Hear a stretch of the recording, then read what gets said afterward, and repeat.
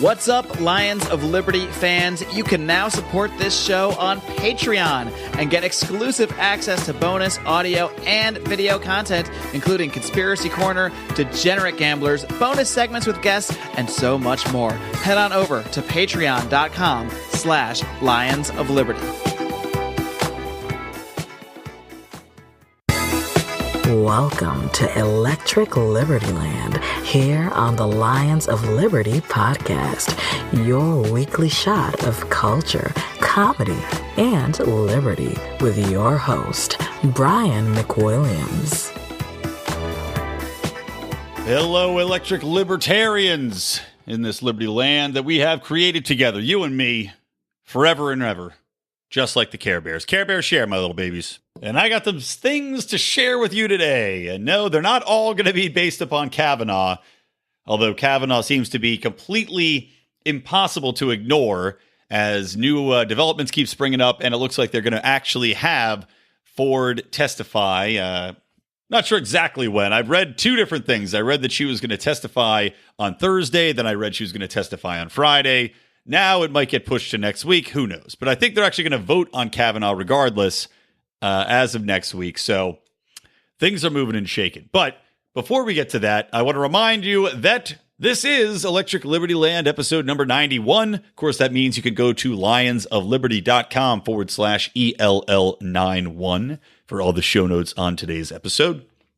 And also, before we get into the Kavanaugh stuff, I got to talk about Donald Trump's speech to the UN. And I don't want to talk about him crowing about North Korea.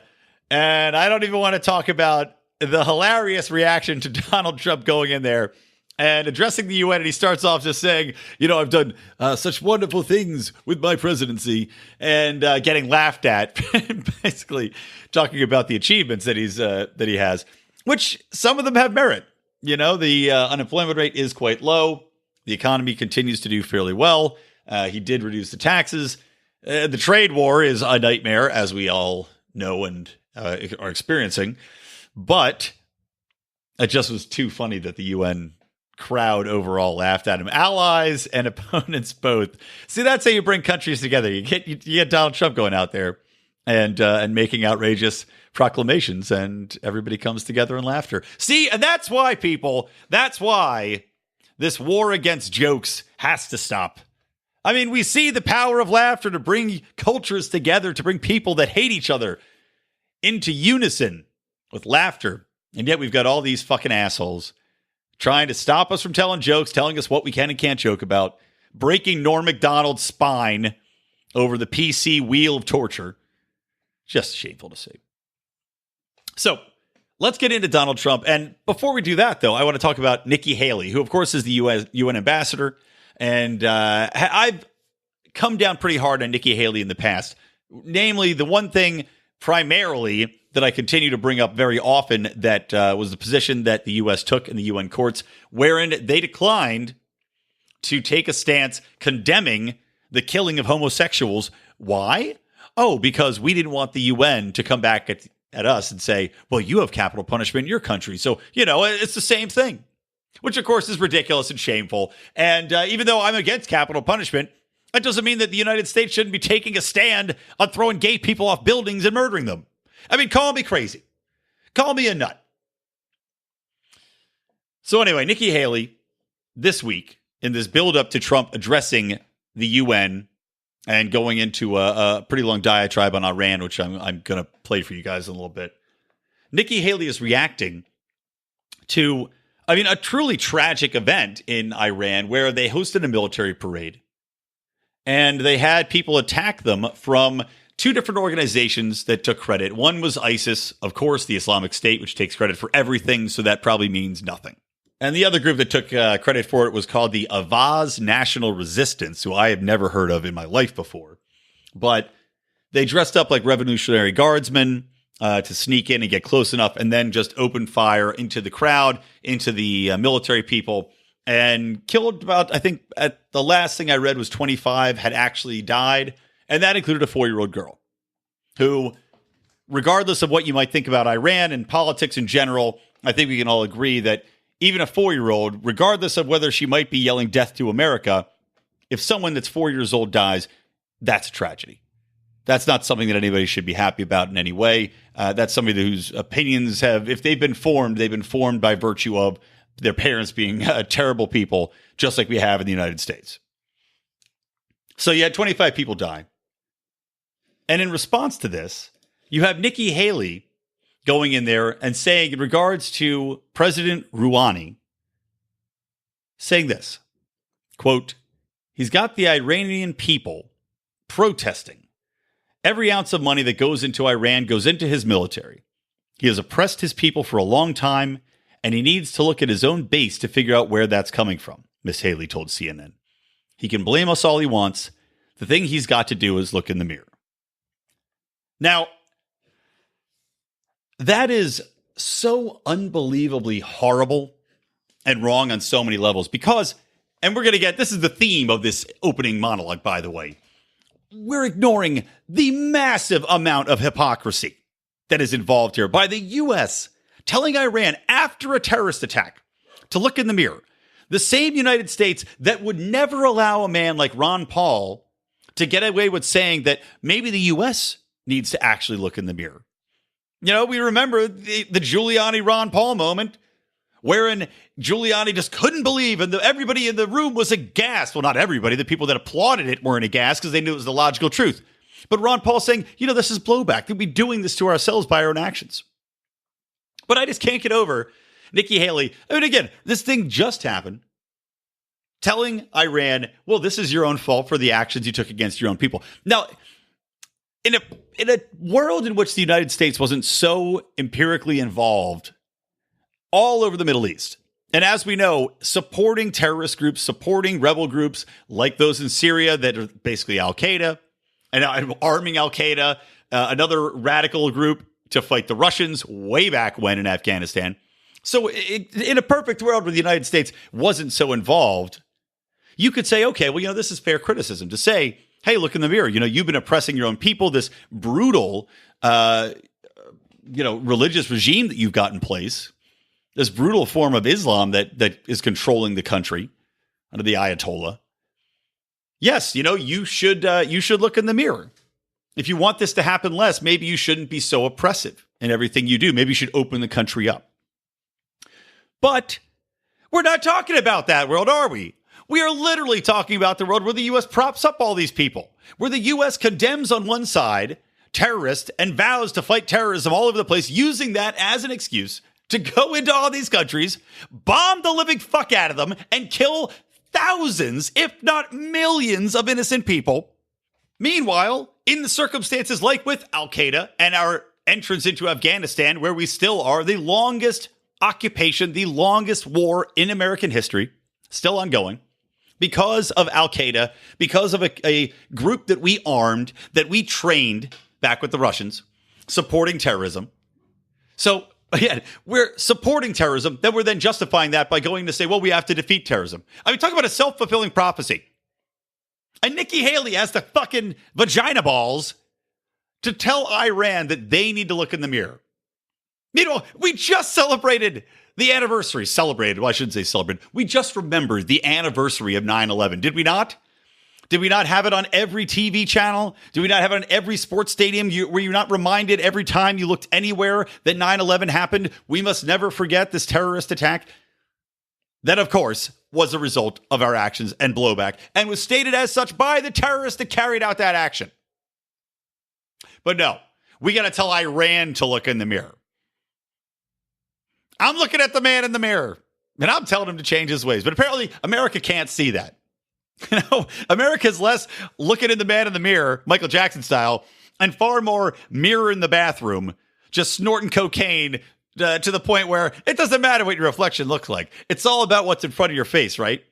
That is the U.S. We can't look in the mirror because the U.S. is so obsessed with snorting that sweet white powder that is global control that we refuse to see what they actually look like. Refuse to see the monster that we've become from staying up far too late and partying far too hard. Now, let's get into this press conference, because that was the aperitif. That was just a little taste of what's to come. So let's talk about Trump and his statements to the UN. Let's start off with a little bit of a taster about Yemen. The U.A.E., Saudi Arabia, and Qatar have pledged billions of dollars to aid the people of Syria and Yemen, and they are pursuing multiple avenues to ending Yemen's horrible, horrific civil war. Oh, they're pledging lots of money to end their horrific civil war.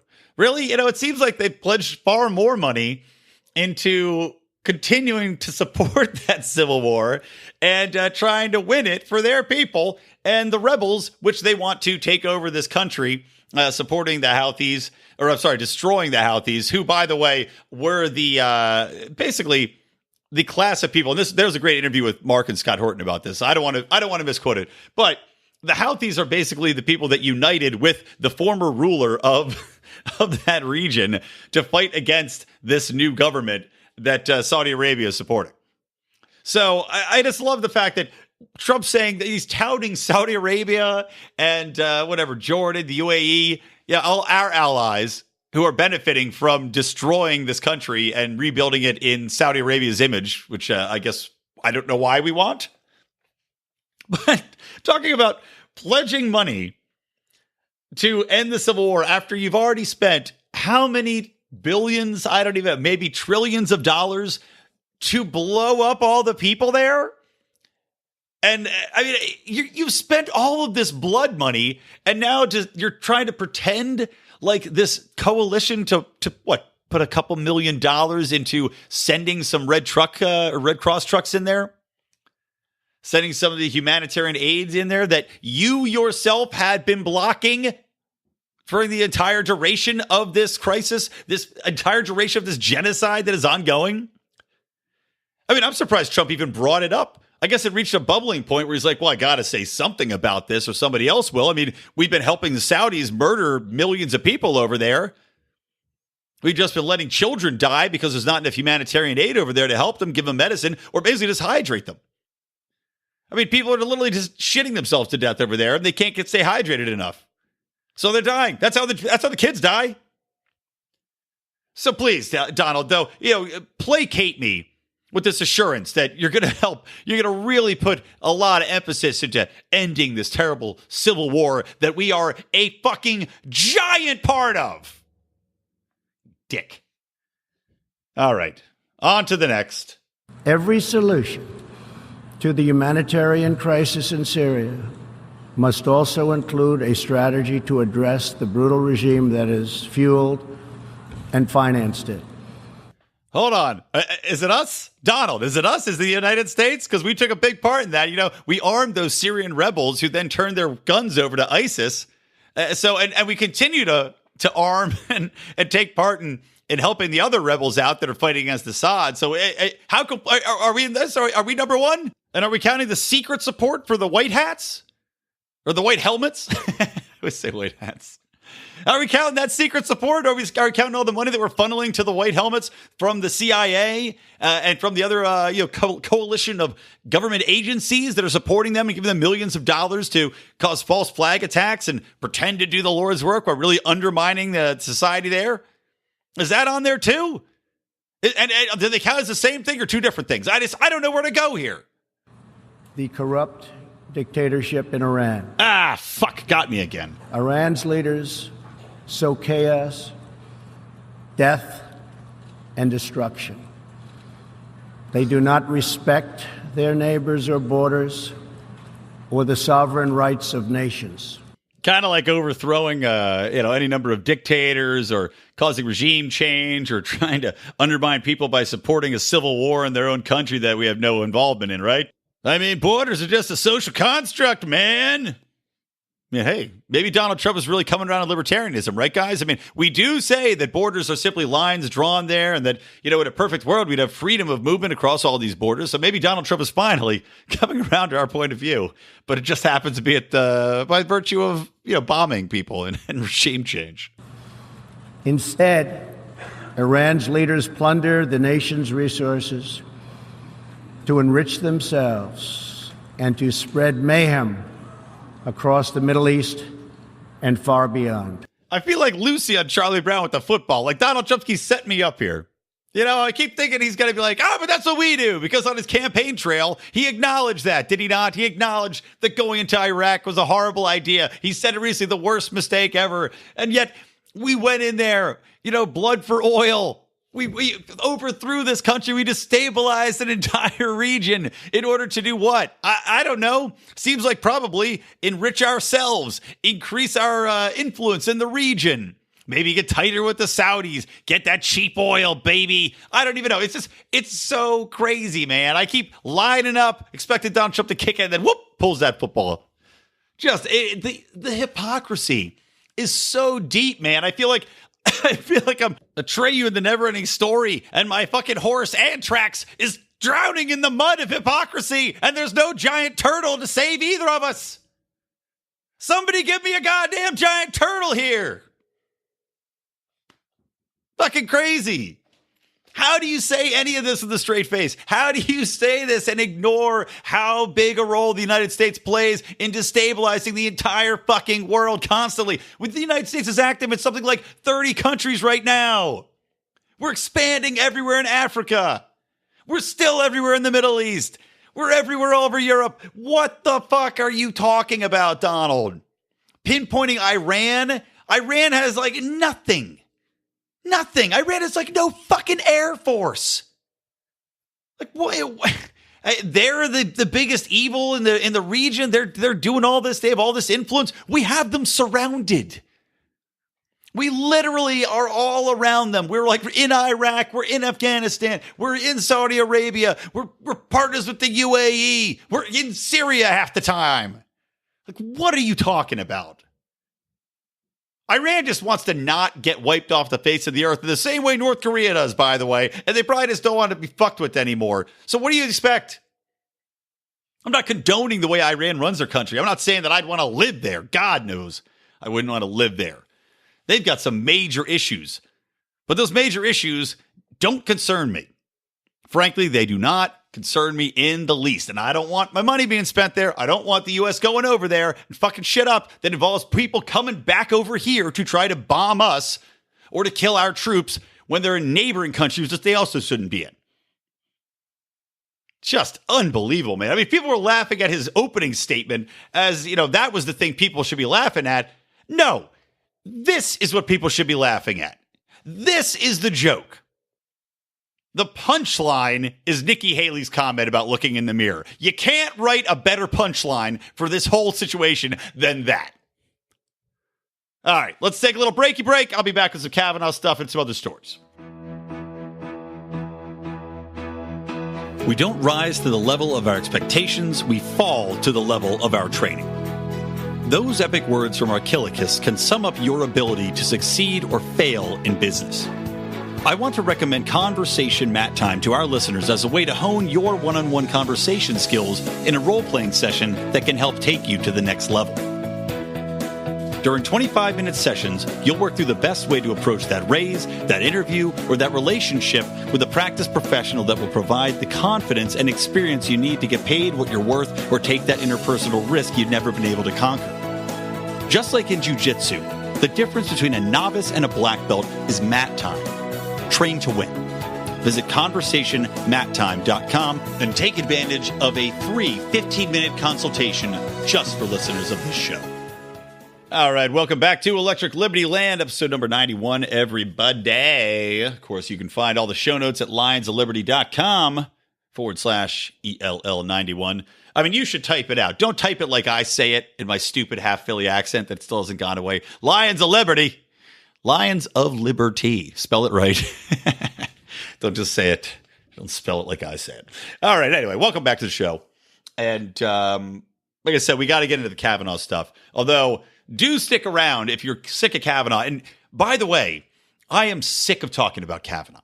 I am unbelievably tired of this whole thing. I just want it to be over and behind us. But it just gets more absurd by the day. And let me just first things first. There's a new accuser that's come out of the woodwork with, I questioned this Dr. Ford's accusation. I laid out why last episode. You can go listen to it. I had some feedback on it. People saying that they thought it was predictably partisan is how one woman put it. And I respect her opinion. I wrote back to her. I wouldn't say it's particular. Excuse me. I wouldn't say it was predictably partisan, but I don't see how you can't.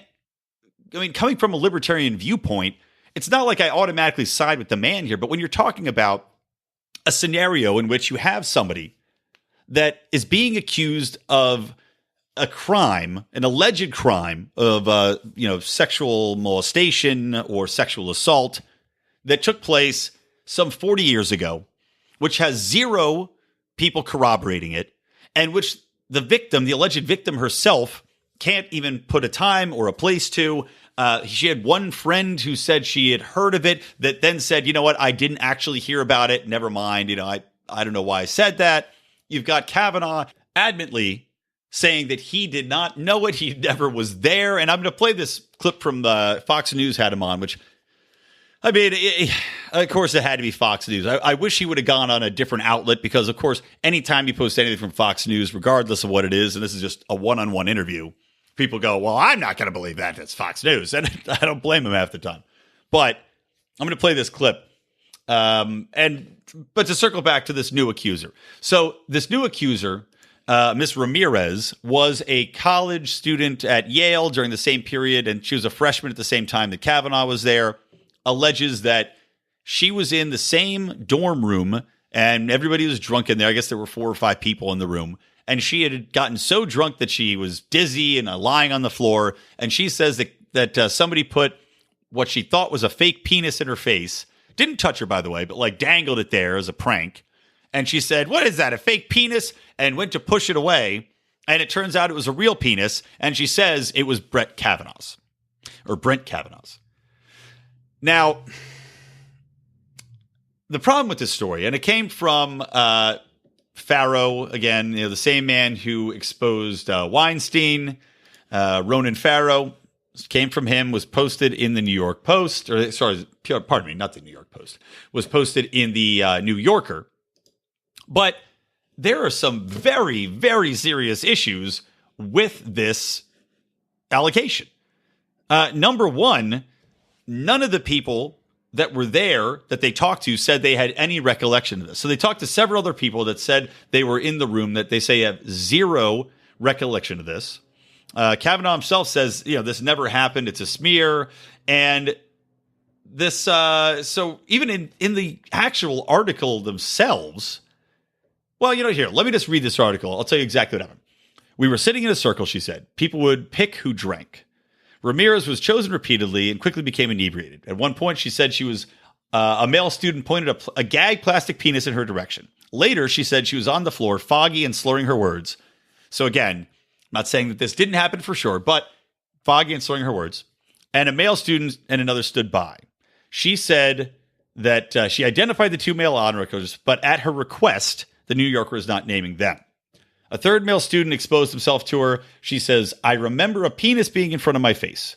I knew that's not what I wanted, even in that state of mind, she recalled remarking, that's not a real penis, and the other students laughing at her confusion, one encouraging her to kiss it. She said she pushed the person away, touching it in the process. So she wasn't even assaulted in a manner of speaking where somebody touched her or forcibly put something on her. It is more of a exposing themselves to her, I guess, for the sake of humor, right? And the dick would have never touched her. She pushed it away, and that's how she got touched. And I'm sorry to laugh if you're a devout Catholic, but I had to laugh at this part of the article. Ramirez, who was raised a devout Catholic in Connecticut, said she was shaken. I wasn't going to touch a penis until I was married. I was embarrassed and ashamed and humiliated. Now, look, I'm not laughing at sexual assault victims. So nobody come and fucking, say, oh, how can you laugh at victims? But that's just such a funny statement. I wasn't going to touch a penis until I was married. Anyway, she says she recalls another male student yelling, hey, Brett Kavanaugh just put his penis in Debbie's face. And then she later, and it says this in the article, Ramirez acknowledged that there are significant gaps in her memories of the evening, and that if she ever presents her story to the FBI, she will inevitably be pressed on her motivation for coming forward, get questioned about her memory, given her drink at the party. And yet, after several days of considering the matter carefully, she said, I'm confident about the pants coming up. I'm confident about Brett being there. However, they also say this in the article. She had to take 6 days to try to remember what happened. Understandable. And of course, that entire time was consulting with her lawyer. Adds a little bit of questionableness to it. And the other issues here is that they tried, the New York Times tried to follow up with other people that were in the story, and they found those people. They were able to track them down just because, in the same way the New Yorker was, this allegation. I'm not sure exactly how the Democrats dug this up, by the way. I'm not sure if they've got the Russians or Hillary Clinton's GPS firm is colluding with the Russians and the British to try to comb through Facebook or Twitter posts or whatever it is, how they found this incident. Because she said she never wanted to talk about it. So how's it get out there? How do they get found? But the New Yorker tracked these people down. The New York Times also tracked these people down, tried to corroborate her story with everyone else that she named, and all of those people said they had no memory of it happening. That's a problem. That's an issue. The other thing is that they tried to go and get this woman to testify in the same way that they got Dr. Ford to come and testify, and she refuses to do it. She says, well, I told my story to the New Yorker, and my lawyer will field all the other questions. So she refuses to testify, which to me also raises a red flag of, well, why are you telling this and refusing to testify? It seems like you just want to get this one story out. You don't want anybody to be able to question it in any way, because that's what testifying would be, right? And she won't talk to other press. Thus, she has put out a dialogue, again, accusing this man with no evidence, no corroborating evidence other than a memory she claims happened, and again, 35 years ago. Meanwhile, is not going to be held accountable for anything she's saying. I mean, think about that. Unlike Dr. Ford, who I'll say, even though I have I don't know what happened, okay? And I'm going to play this interview with Brett Kavanaugh. I don't know what happened. It could have happened just like she said at this party. But at least she has, she's willing to put it out there. She's willing to say, I will come in, I'll testify, you can question me. That makes me want to believe her a hell of a lot more than this woman who refuses to even be questioned and simply wants to say, this is my story, and I refuse to take any questions or be questioned or challenged on it at all. Okay, goodbye. I mean, this is a fucking drive-by. All right, let's get into this interview, and then we'll come back right after it's done. Did anything happen? No, I've never sexually assaulted anyone, not in high school, not ever. I've always treated women with dignity and respect. Listen to the people who've known me best through my whole life, the women who've known me since high school, the 65 who overnight signed a letter from high school saying I always treated them with dignity and respect. But with regards to Christine Ford, do you know her? I may have met her. We did not travel in the same social circles. She was not a friend, not someone I knew. You don't remember ever being at parties with her ever? I do not. And this is an allegation about a party in the summer of 1982 at a house near Connecticut Avenue and East-West Highway with 5 people present. I was never at any such party. The other people who are alleged to be present have said they do not remember any such party. A woman who was present, another woman who was present, who is Dr. Ford's lifelong friend, Leland, has said she doesn't know me and never remembers being at a party with me at any time in her life. All I'm asking for is a fair process where I can be heard. Okay, so there you have it. That was just a small snippet because the interview itself is about 20 minutes long. But, I mean, what you hear there to me is a guy that adamantly, like I said, adamantly is denying what happened. He's saying, and I mean, with good cause, citing the fact that all the people that she says she was with, that she was best friends with, he doesn't know. And they say they have never met him. They have no recollection of the man. Talking about this Deborah Ramirez case, like I just said, all of the people that she alleges were there, none of them remember this at all. None of them can corroborate it. None of them say that it happened. So it raises a lot of red flags. And the fact that Kavanaugh went on and did this, I was reading the CNN article, which is just, well, it's CNN, so you know it's going to be ridiculous. But CNN Politics has this piece by Stephen Collinson saying that somehow this is an unprecedented step forward for a Supreme Court nominee to go on and do an interview of this nature. And I agree with them. I mean, I've never seen something like this before. Usually it's happening in the committee chambers, which is not even required, by the way. Tom Woods was talking about this. Constitutionally, this Judiciary Committee, this is a pretty new thing. But to the fact that he's going on TV shouldn't be unprecedented because it's been forced. I mean, you're talking about forcing someone's hand. And the biggest problem I have with this article, this guy's writing, is he said somehow this was a sign that it's like putting the status of a Supreme Court justice below, and it's all Kavanaugh's fault. And this is what he's saying. Court is not above politics. And that somehow now this Supreme Court nomination is just a regular government politics position that you have to campaign for. Well, yeah, when somebody comes out of the woodwork a week before you're supposed to be confirmed and tosses an allegation your way that is enabled by Dianne Feinstein, who sat on this for months during the initial questioning, yeah, this is what you have to do. This man's trying to save his position. And I will reiterate, I don't know if he's innocent or guilty. And you know what? Anybody listening to this, you don't fucking know either. None of us have any idea. And all you hear in this interview is him saying, look, I didn't do it. Nobody out there seems to be able to prove or corroborate a story to say that I did do it. And also, I've got tons of people sticking up for me. I've got character witnesses all over the place. I've got decades of career behind me to cite and to point to, which is what we're supposed to be focusing on anyway, right? Is career in law. And all I want is a fair shot here. Because he's being tried and convicted in public opinion court because you've got all these people coming out, the Me Too movement, and all these Democrats that are basically saying, we don't support the right to a fair trial any longer. I mean, the United States is, whatever you might think about the United States, one of its stronger tenets is the fact that you are innocent until you're proven guilty. And this man is being basically tossed in the bin of you are guilty and you must prove your innocence. And that has been stated by these Democrats that are in Congress right now, which is absurd. I mean, people are literally trying to eliminate due process. You've got, let me read you a quote that's one of these it's just unbelievable. So this is what Senator Richard Blumenthal of Connecticut, who graduated from Yale Law School, had to say. We have a constitutional duty to get to the bottom of these allegations. They are serious and credible. We don't know it, but at number one, we don't know if they're serious or credible. They're only serious because of the nature of the hearing. And now the person with the most knowledge about them, namely Judge Brett Kavanaugh, has a responsibility to come forward with evidence to rebut them. Okay, so you have to come forward if you're accused of anything, and you have to provide the evidence of your innocence rather than having someone, let's take the police, for example. Hey, Richard Blumenthal, do you know how the police operate? Well, they have to get enough evidence to convince a judge or a court to issue a warrant, in which case now they can go after you for a crime.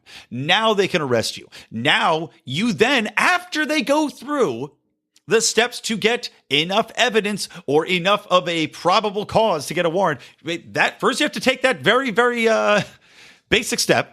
Then you get to defend yourself, and then you can prove in a court of law whether or not you are innocent or guilty. But the onus is still on who? The prosecution. And that's why we have a jury of peers that you have to convince. And that's why you're supposed to be found guilty beyond a reasonable doubt. It doesn't sound like that's happening here, does it? It sounds like there's a whole shitload of doubts that keep cropping up in all of these stories. And it seems like a man's not getting a chance to defend himself. And meanwhile, what can he defend himself against? All the people that are accusing him have no one else to corroborate their stories. It's a literal one-way street of accusations. So how else are you supposed to defend yourself other than exactly what he's doing? No, I deny it. No, I wasn't there. No, there's no way there's no one that could prove I was there. And here's all the people that support me and say that I wouldn't do anything like this. Anybody, this could happen literally to anybody. Anybody. And we see this shit play out with Title IX cases all the time in colleges where people are accused of sexual nature of things, allegations of not even assault necessarily. Conduct unbecoming, sexual conduct unbecoming. And you see these people get thrown out of school, and then you find out, oh, well, you know what? Either the woman was lying, or they were both drunk, or the school defined who actually got molested. and said, well, you were both drunk, but we still think you should get kicked out. And sometimes the women even say that's not what happened. This is perfectly consensual, and they still get kicked out. So I'm going off on a tangent. And then so you've got people basically trying to eradicate the concept of a fair trial or in being innocent until proven guilty. And then you've got people like this woman, the senator from Hawaii. And you probably have heard this quote already, but Senator Mazie Hirono, Democrat, of course, who had this to say. Just want to say to the men in this country, just shut up and step up. Do the right thing for a change. Not only do women like Dr. Ford, who bravely comes forward, need to be heard, but they need to be believed. Again, I don't know if Dr. Ford's brave. I don't know if she's an opportunist. I don't know if she's a psycho. I don't know. Considering her background, I'm going to presume she's not psychotic. But I'm not going to presume that this repressed memory, which, again, repressed memories are notoriously just kind of well known for being false or drawn to the surface by the questioner. A lot of them are total horseshit. For example, almost every alien abduction is a repressed memory. So, is somebody going to come forward and be like, Brett Kavanaugh, he took me out of my house and he took me into the sky up into his starship and he probed my anus? Because it's got about the same validity, if I'm being perfectly honest. That's what repressed memories are. Same validity. But anyway, let's get back to this woman's statement. So Senator Mazie Hirono says that men need to just shut up and step up and do the right thing for change. So as a man, and honestly, and women out there, you should have a big issue with this too. To say that we need to step up and do the right thing for a change presumes that, number one, all men are fucking pieces of shit. And that all men do the wrong thing all the time. And that we just have a basic nature of, well, let's go out and rape some chicks. Let's go finger bang some broads, whether they want it or not. Let's hop on the cruiser, slick back our hair, roll up some cigarettes in our sleeves, and go finger banging. That's not the fucking way it works. Men don't just naturally respond and say, well, fuck them. Fuck that chick. Fuck her opinion. Nobody cares. She's got to be lying. That's not the way it works. A lot of people throw out, think about your mothers, your sisters, your daughters. Yeah, we do. We have them. My God, I can tell you, not that my sister ever got sexually assaulted, thank God. But, she had an ex-boyfriend that at one point when I was in college had hit her. She calls me up crying. I'm at Penn State and I'm across the world. She's in New York. I would have to jump in my car and drive. And I was out hammered when she called me in fucking tears. And I about lost my goddamn mind. I was crying. I was so fucking angry. I was marching to my car. My dad calls me, has to talk me off the ledge of driving to New York because I wanted to kill this guy. I wanted to get my ass to New York as fast as I can. I was just dreaming about him opening the door and just beating his face in so badly that he just have fucking, like I have teeth stuck in my knuckles. That's how most men actually view sexual assault and rape guys. That's how most men react to it. We don't think it's cool. We don't think it's okay. But you also have a giant gray area wherein who knows what's going on? Who knows if it's consensual and then somebody regrets it and reports it? Who knows if somebody regrets an action and makes up something in their mind to make that okay? Because that shit happens a lot. Look, if you heard my Candidates of Liberty interview, I was talking with Lucy Brenton about this kind of thing. And look, I had a woman make up an allegation against me in the past. Thank God it only lasted about a day. It was, I'll tell you the scenario. Me, one of my ex-girlfriend's very, very good friends, her roommate, drunk Halloween party night, went home, ended up hooking up next morning, mind you. And at that point, both pretty goddamn sober, light of day, hooking up, completely consensual. And she then goes and tells my ex-girlfriend, who was still fairly sweet on me, but was just a weird chick, goes and tells her, because she doesn't want to tell her that, we ended up fucking, goes and tells her, well, he raped me. So when I got wind of that, of course, I about lost my mind. I didn't know what to do. I didn't know if I was going to be, how if she's going to go tell the cops this. I don't know, whatever. I get called from my ex-girlfriend saying, this is what she said. And I said, that's not what fucking happened at all. And thank God, once I called her on her bullshit, she fessed up and said, no, I lied. That's not what happened. I just made a mistake. I was drunk and, I'm really sorry. And that. But guys, I may not be here right now. I may not be talking to you right now. I may not have a beautiful wife right now. I might be in fucking jail. My life might be ruined if this chick had gone ahead with this lie. And based on what? Because she felt guilty for screwing around with her friend's ex-boyfriend. That's out of my life. So you know what? I'm sorry if I don't just believe all this stuff immediately. Because when you have something like that happen to you, it puts the things in quite a different perspective. Anyway, so getting back to this woman's statement, though, just shut up and step up. Let me just address that. Just shut up and step up. Number one, you're telling all men we can't have a say in what's happening, that we can't have a statement, we can't have a response to being blanket painted as people that advocate and look the other way for fucking molestation and assault.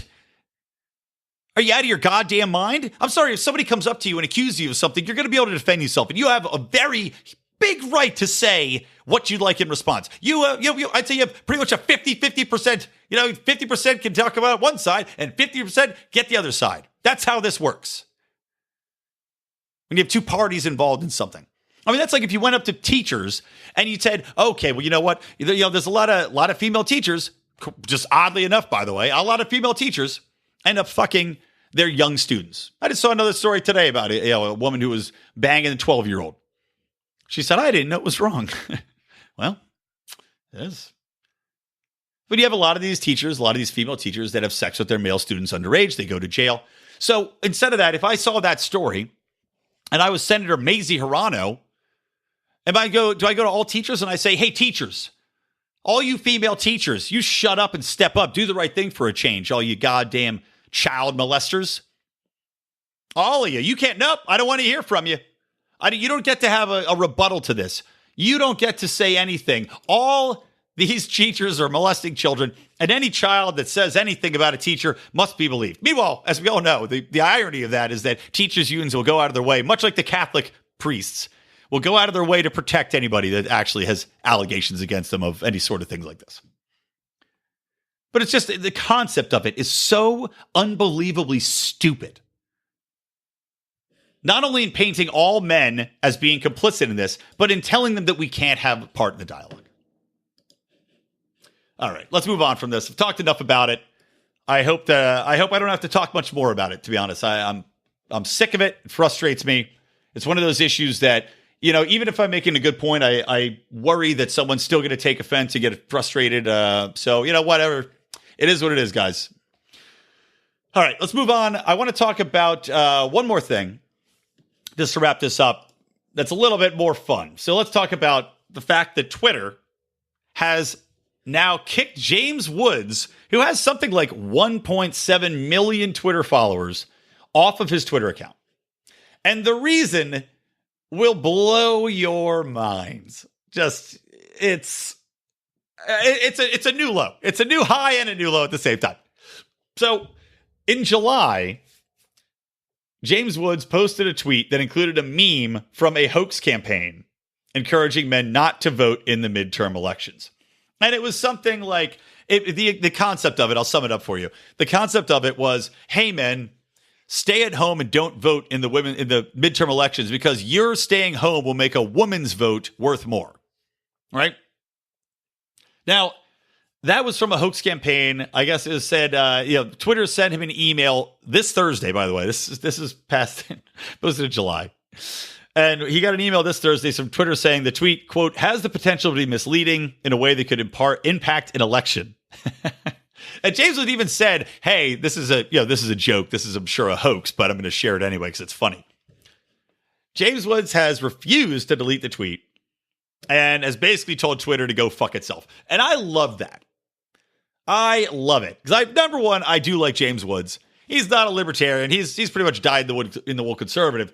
But I love the fact that he's a man that's not willing to bow down to the Democrat / progressive overarching, diktat of Hollywood progressives, and has sacrificed quite a bit of work for it. I mean, if we're being honest, he's got fuck you money at this point, but I mean, the man was one of the A-listers in the business, and now since he's been conservative, he's been regulated to D-list, barely get work. But I like that he won't back down. I like that he's like, you know what, go fuck yourselves. Because 1.7 million followers now of James Woods, who obviously like his message, are going to be pretty pissed off when they hear about this. This is another instance where I think Twitter actually will bow to James Woods, because we're talking about a joke meme. I mean, you're saying that we can't share jokes anymore? Now, granted, this campaign was serious, but he's not sharing it seriously. He's sharing it as a joke, saying this is ridiculous. This campaign to say that men should stay home so that women's votes are worth more in the election is stupid, and I want to share it because it's a larf. So clearly, Twitter is coming down. They have a war on jokes now. There's a war on memes. People, the meme war has begun. We have to win it. Mance Raider, watch your ass, man. Twitter's going to come for you. You and your memeing ain't going to fly. James Woods, man. Maybe I'll try to get James Woods on the show. Wouldn't that be something, guys, if I got James Woods on for the 100th Electric Liberty Land? I'm going to try. I got a few different people I'm going to try. I got some connections to some of them. But who knows? Maybe James Woods would be an interesting guest to have on there. We'll see. But anyway, so good on you for sticking your guns, James Woods. Twitter has hit a new low. Just a truly despicable platform that I thought was going to be one of the few that resisted this a bit, since they didn't immediately kick our friend with the man who some people say created the concept for Electric Liberty Land, because he would crow about having electric liberty in your eyes or something, good old Alex Jones. But Twitter did, of course, buck Alex Jones, kicked him off the bull, and now James Woods has been bucked off of there, but hopefully this cowboy comes back with guns blazing and forces Twitter to change their ways. All right, that's going to do it for this episode, guys. Love you. Hugs and kisses from me. Don't forget to listen to Mark Claire on Mondays with his in-depth interviews with leaders of the libertarian movement. Of course, I am here every Wednesday for you. You're a loving and attractive host. And listen to Felony Fridays with John Odermatt. And by the way, John had an awesome guest on last episode, basically talking about how he got jailed for teaching people how to beat lie detectors, which I don't even know how the fuck that's possibly illegal. It's free speech. A lie detector isn't a protected government device. Like, what the hell's happening here? You can't tell people, here's how the lie detector works. Here's how you beat it. Somehow you could get arrested for that. So this man did get arrested, went to jail. He's still sticking to his guns. He's fighting the good fight. You got to listen, guys. So that was last Friday's. Make sure you check it out. Otherwise, I'll see you next Wednesday, hopefully talking about the very last of Brent Kavanaugh, one way or the other. So for me, Brian McWilliams, from the Lions of Liberty and from Electric Liberty Land, always stay plugged in to Liberty.